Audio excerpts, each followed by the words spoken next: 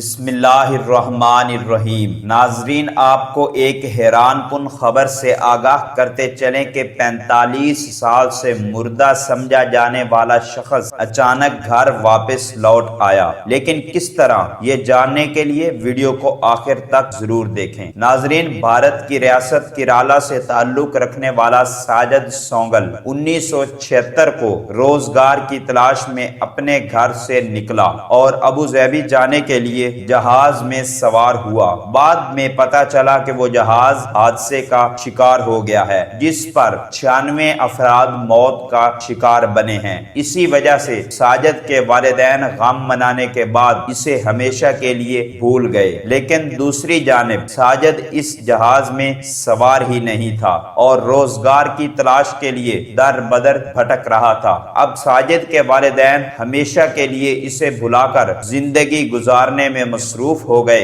اور ساجد نے اچھے کام کی تلاشی میں مسلسل ناکامی کے باعث اپنے اہل خانہ سے رابطہ بھی نہ کیا، اور وہ چاہتا تھا کہ اچھی خاصی دولت کمانے کے بعد وہ اپنے اہل خانہ سے ملے۔ اسی وجہ نے اہل خانہ کے وہم کو یقین میں بدل دیا، لیکن قدرت کا کرشمہ دیکھیے کہ سال 2019 میں ساجد کی ملاقات ایک عالم دین سے ہوئی، جس نے ساجد کی ملاقات اس کے اہل خانہ سے کروا دی۔ جب اہل خانہ نے ساجد کو اپنے پاس دیکھا تو ان کی خوشی کی انتہا نہ رہی۔ ناظرین، مزید ایسی ویڈیوز کے لیے اس چینل کو سبسکرائب کر کے بیل آئیکن کو ضرور پریس کر لیں تاکہ ہر خبر سے آپ کو بر وقت آگاہ کیا جا سکے۔